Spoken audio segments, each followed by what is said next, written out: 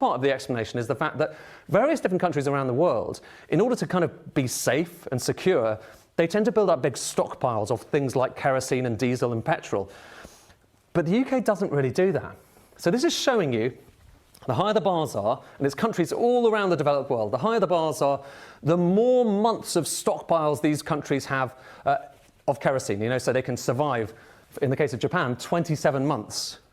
Just on their stockpiles, replace the imports with stockpiles.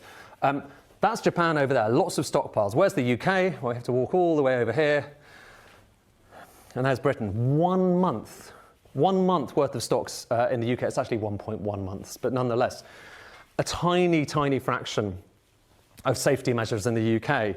And, it comes back to this chart that I showed you a kind of version of this chart the other day, that due to just the quirks of refining, the refining sector, we're quite self-sufficient when it comes to petrol. It's part of why petrol prices haven't gone quite so much. We're not. We used to be quite self-sufficient when it came to diesel. And all this chart's showing you that if the line is in the blue area, we're producing more than 100% of what we need, basically. We used to be self-sufficient for diesel, and now we're not. But for kerosene, we've kind of always been dependent on imports.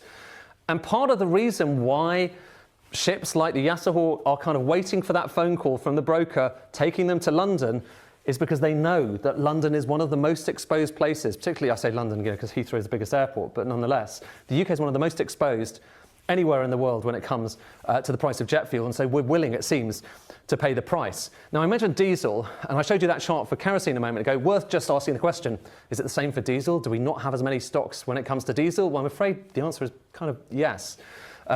Japan, 23 months worth of stocks of diesel, just in case of an emergency. And when I talk about stocks, this is fuel that is stored in refineries and fuel tanks around the country, not the stuff in the petrol forecourts. We'll come to that in a second. But in Japan, they've got 23 months there.